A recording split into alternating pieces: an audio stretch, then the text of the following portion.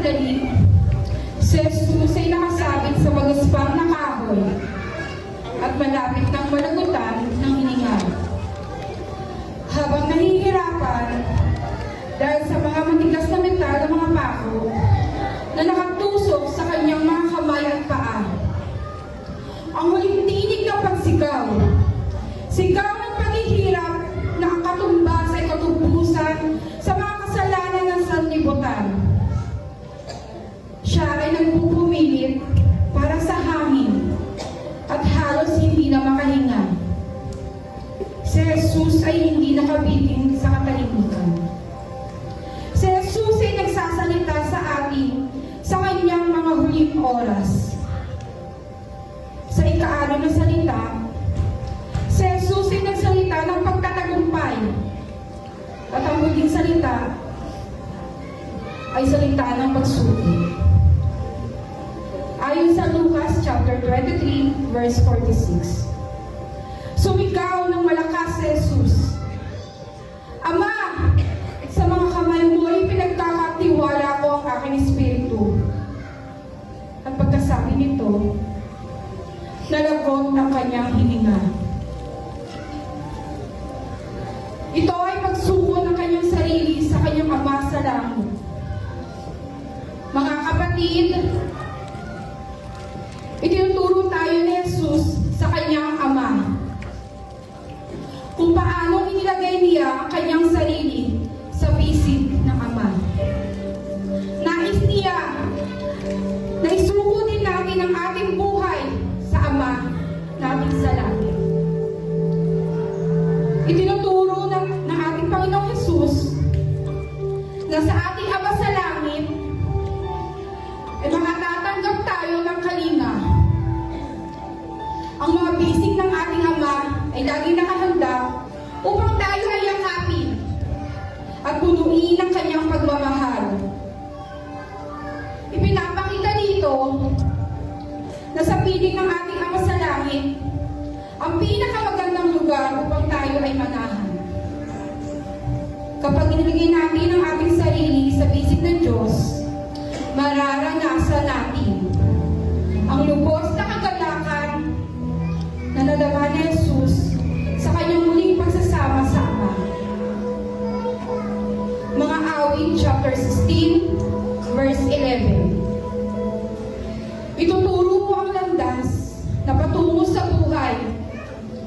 Sa piling mo, madarama ang lubos na kagalakan. Ang tulong mo'y nagdudulot ng ligayang walang hanggan. Nang sinabi ni Kristo, Ama, sa iyong mga kamay, ipinagkakatiwala ko ang aking espiritu. Ipinahayag niya na inaabot niya ang kanyang espiritu sa Ama upang ito'y tanggapin. Dito, ipinapakita niya ang kanyang ganap na pagtitiwala sa Diyos, Ama na sa kanyang huling sandali. Dahil sa kanyang malapit na relasyon sa Ama, lubos na ipinagkakatiwala ni Jesus sa kanyang sarili sa Diyos Ama, na humatol ng makatarungan. Ang huling salita na may katagumpayan dahil sa wakas, may aalay ng kanyang espiritu sa Ama. Pabalik kung saan siya nagmula. Sabik na sabik umuwi sa tahanan kung saan siya nananahan at mananahan magpakailanman. Ang huling salita ng Panginoon ay nagpapaalala sa atin na sa ating mga mananampalataya na makakahanap tayo ng kapanatagan sa kabila ng mga nararanasan nating paghihirap sa mundo. Sapagkat kung paano ipinagkatiwala ni Kristo ang kanyang espiritu sa Ama, tayo rin ay magkakaroon ng katiyakan na may mabuting Diyos na naghihintay sa atin sa oras ng ating kamatayan. Sa salitang ito ng Diyos, matututunan natin na magtiwala sa kanyang kalooban. Kahit anong sitwasyon ang meron tayo, dahil alam natin na may gantimpalang naghihintay sa atin. Una, trust in God in all things. Magtiwala sa Diyos sa lahat ng bagay. Kahit sa gitna ng matinding paghihirap at kamatayan, inialay ni Jesus ang kanyang espiritu sa Diyos Ama. Ipinapaalala nito na sa anumang pagsubok, dapat tayong magtiwala sa Panginoon. Ano man ang plano ng Diyos, ipagkatiwala ang ating buhay sa Kanya. Umiiyak man tayo ngayon dahil sa iba't ibang uri ng pagsubok na dumarating sa ating buhay. Patuloy tayong magtiwala dahil napakaganda ng naghihintay sa atin. Sabi sa mga taga-Roma, chapter 8, verse 18, para sa atin, ang mga pagtitiis natin sa kasalukuyan ay hindi maihahambing sa kaluwalhatiang ipahahayag sa ating balang araw. Pangalawa, God rewards every sacrifice. May gantimpala sa lahat ng mga sakripisyo. Sa mundong punong-puno ng paghihirap, panghuhusga, pang-aalipin at pagkatakot. Makakatagpo tayo ng kapahingan kung matututo tayo ang sitwasyon natin sa Panginoon at hindi pipiliin ang sarili nating kagustuhan. Lahat ng ito ay pinagtiisan ng ating Panginoon at sa huli, siya ay inangat ng Diyos Ama. Sabi sa salita ng ating Panginoon sa Filipos chapter 2, verses 6 to 11. Kahit taglay niya ang kalikasan ng Diyos, hindi niya pinagpilitang manatiling kapantay ng Diyos. Sa halip, kusa niyang binitawan ang pagiging kapantay ng Diyos at mamuhay ng isang alipin. Ipinanganak siya bilang tao at nang siya'y maging tao, nagpakumbaba siya at naging masunurin hanggang kamatayan. Maging ito man ay kamatayan sa krus.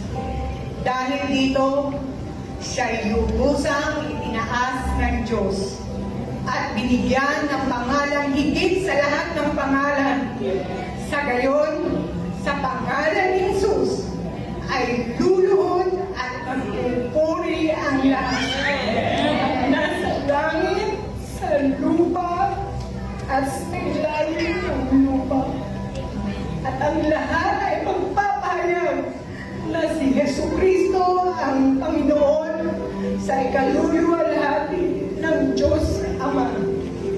Buong pusong isinukuha ni Jesus ang kanyang kalooban dahil alam niya may naghihintay na karangalan sa kanya.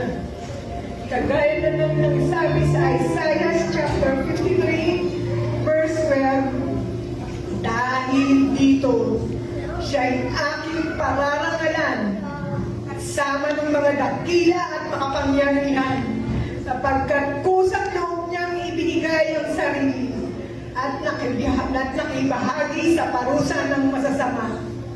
Inako niya ang mga makasalanan at idinalangin sila'y patawarin. Hindi mananatiling talunan at nagdurusa ang mga anak ng Diyos. Tinapos na ng Panginoon, naganap na at binayaran na ang lahat ng kasalanan. Hindi na niya inulit na sabihin, Ama, bakit mo ako pinabayaan? Dahil alam niya na sinamahan siya ng Ama hanggang sa huling sandali ng pagsunod niya sa kalooban nito. Ang salitang ito rin ay nagpapaalala sa atin na ang katagumpayan ay makakamtan natin kung matututo tayong isuko ang lahat sa Diyos.